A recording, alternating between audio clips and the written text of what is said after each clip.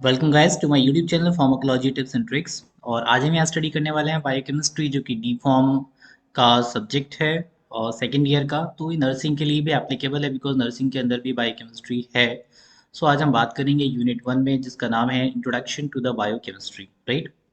तो गैस चलिए without wasting our time चलते हैं हमारी वीडियो की तरफ, हमारे यूनिट की तरफ। तो पहले हम बात कर लेते हैं कि लाइक बायोकेमिस्ट्री के डेफिनेशन क्या है, बायोकेमिस्ट्री होता क्या है, एंड इसके क्या क्या ब्रांचेज हैं, क्या स्कोप्स हैं, राइट, क्या इंपॉर्टेंस हैं। तो ये सब चीज़ें हम इस वीडियो में डिस्कस करने वाले हैं। ओके।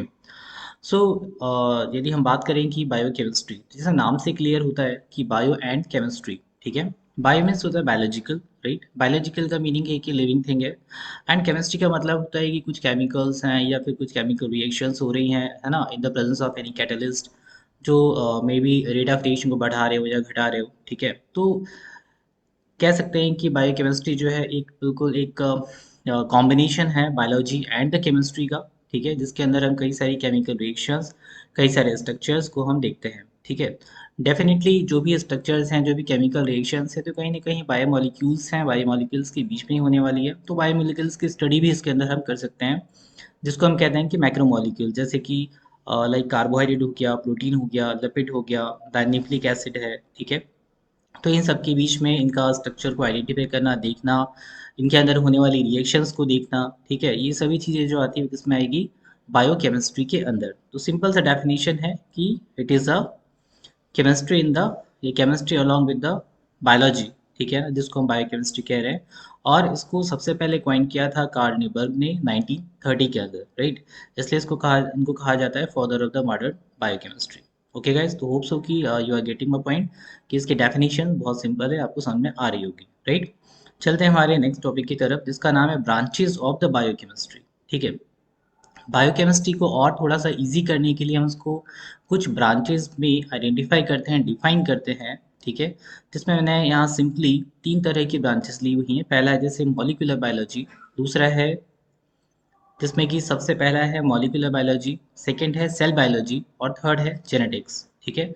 तीनों को ही हम यहाँ बायोकेमिस्ट्री के अंदर जो है वो पढ़ते हैं, इसलिए ब्रांचेस के अंदर इसको लिया हुआ है, राइट। तो सबसे पहले हम बात कर लेते हैं मॉलिक्यूलर बायोलॉजी।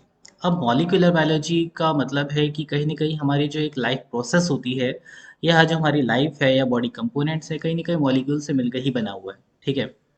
फॉर एग्जांपल के लिए जैसे एटम है, एटम के बाद में मॉलिक्यूल बनता है, मॉलिक्यूल के बाद में micro molecule, then macro molecule, then cell, okay, इस तरह से इसका जो है वो जनरेशन होता जाता है, ठीक है।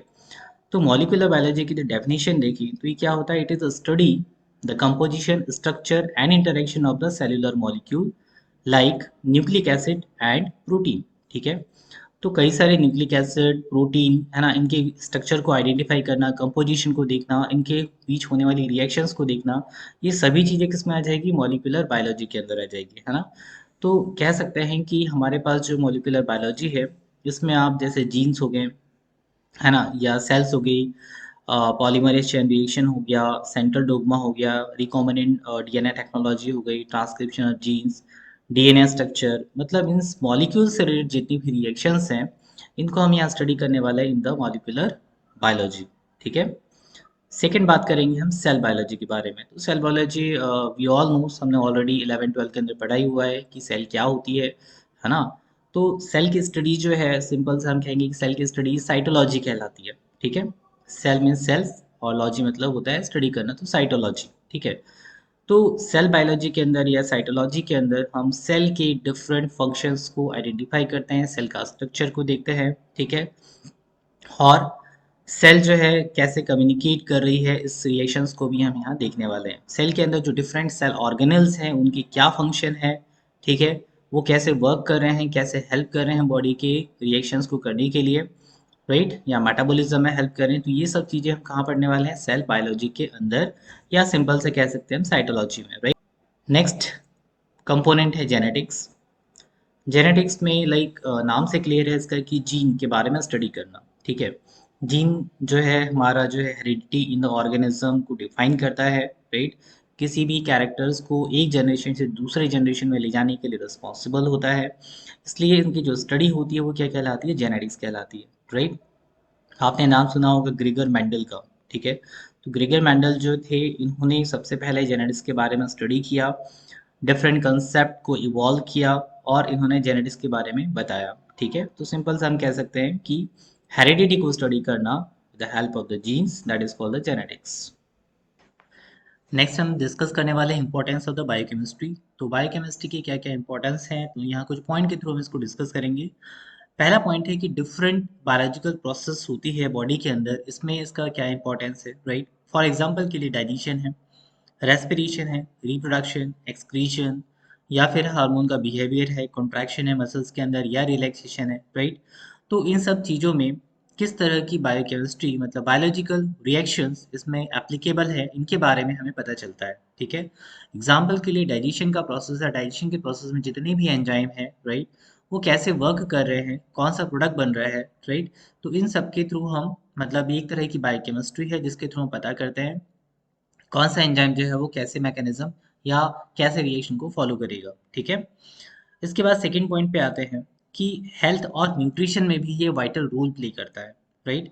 मान लीजिए कि डेफिशिएंसी है बॉडी के अंदर किसी चीज़ की, किसी न्यूट्रिएंट की, किसी मैक्रोमोलिक्यूल की या माइक्रो न्यूट्रिएंट्स की, तो हम with the help of the testing, मान लीजिए कोई विटामिन्स हैं, विटामिन की डेफिशिएंसी यदि होती है तो सिम्टम्स हमें आते हैं, हम उस सिम्टम के थ्रू उस विटामिन को जो है वो कंप्लाई करते हैं, उसको देते हैं ताकि उसका डेफिशिएंसी खत्म हो जाए। ठीक है, इसके बाद आते हैं थर्ड पॉइंट के ऊपर। इसके अंदर जितने भी सब्सटेंस है लाइक एंजाइम है, अमीनो एसिड है, कार्बोहाइड्रेट्स हैं, प्रोटीन है, फैट है, DNA, RNA, pigment, hormone, right. तो इन सब की स्टडी करना है ना, exhaustive study of these molecule, that is the importance of the biochemistry. मतलब सभी जो है बायोकेमिस्ट्री के अंदर ही हम स्टडी करते हैं। इसके बाद हम देखते हैं कि ऐसे कई सारे मतलब केमिकल है या बायोलॉजिकल प्रोडक्ट है या फिर हम बोलेंगे क्लिनिकल डायग्नोसिस है, न्यूट्रिशन है, ट्रीटमेंट ऑफ डिसीज और एग्रीकल्चर है। तो इन सब के डिज़ाइनिंग में और मैन्युफैक्चरिंग में हम बायोकेमिस्ट्री का यूज़ करते हैं। ठीक है, बिकॉज विदाउट बायोकेमिस्ट्री हमें इन मॉलिक्यूल के बारे में पता नहीं चलता, इनके रिएक्शंस के बारे में हमको पता नहीं चलता है, मैकेनिज्म के बारे में पता नहीं चलता है। तो इन सब चीज़ों की को बनाने के लिए, मैन्युफैक्चरिंग करने के लिए हमको ये बायोकेमिस्ट्री की ज़रूरत पड़ती है। ठीक है, इसलिए हम कह सकते हैं कि जो ये ब्रांच है बायोकेमिस्ट्री, एक वास्ट ब्रांच है, बहुत बड़ी एक ब्रांच है जिसके अंदर की स्कोप्स हैं, कई सारे स्कोप्स हैं, राइट। विशन को भी ये कम करता है। ठीक है, एक तरह से मान के चलते हैं कि बायोकेमिस्ट्री है तो उसमें कई सारे टूल्स हैं, ओके, जिसको कि कई सारे पर्सन इसमें करेंगे। इसलिए हम कह सकते हैं कि ये पॉवर्टी और स्टारवेशन को भी ग्लोबली कम करने में हेल्पफुल होगा, राइट। अब हम बात करते हैं कि कुछ स्पेसिफिक पैरामीटर्स के बारे में, है ना। जैसे बात करेंगे हम फिजियोलॉजी की, फिजियोलॉजी में बायोकेमिस्ट्री जो है वो किस तरह से इंपॉर्टेंट है। फिजियोलॉजी की यदि हम बात करें तो उसमें बायोकेमिकल चेंजेस जो कि बॉडी के अंदर होते हैं, ठीक है, उनकी स्टडी को करना, है ना, उनके स्टडी को करना या फिर उनकी फिजियोलॉजी का पता करना, ठीक है, कि कैसे वो वर्क कर रहा होगा after changes of the molecule in the body, उसको हम कहेंगे फिजियोलॉजी। पैथोलॉजी, पैथोलॉजी का मतलब क्या होता है कि मान लीजिए कि बॉडी में किसी तरह से कोई लाइक पेन सेंसेशन है, हम जिस एग्जांपल में यहाँ दिया हुआ है कि जो स्मॉल जॉइंट्स हैं, स्मॉल जॉइंट्स के अंदर यदि पेन सेंसेशन हो रहा है, स्टिफनेस हो रही है, ठीक है, तो डॉक्टर या फिजिशियन क्या करता है, वो पहले कहता है कि आपको टेस्ट कराने, है ना। आपने यूरिक एसिड का लेवल का टेस्ट कराया और आपने देखा कि यूरिक एसिड जो है ब्लड में बढ़ा हुआ है, ठीक है। तो यूरिक एसिड जो ब्लड में बढ़ा हुआ है, इसी की वजह से जॉइंट्स के ऊपर ये जाके इसके क्रिस्टल्स जमा हुए हैं और उसकी वजह से पेन सेंसेशन हो रहा है, ठीक है। तो हम यहाँ पे पैथोलॉजी में भी बायोकेमिस्ट्री जो है वो क्या है, हेल्पफुल है, जिसकी वजह से हम यहाँ पर बीमारियों का पता लगा पा रहे हैं कि किस केमिकल की वजह से, किस रिएक्शन की वजह से ये पर्टिकुलर प्रॉब्लम या डिसीज के सिम्टम आ रहे हैं। ठीक है, so guys introduction to the biochemistry में इतना ही है। So thank you for watching this video, मिलते हैं नेक्स्ट वीडियो में। एंड आई रिक्वेस्ट जिसने भी चैनल को सब्सक्राइब नहीं किया है और नए हैं इस चैनल के ऊपर, please subscribe the channel, like share the video. Thank you very much.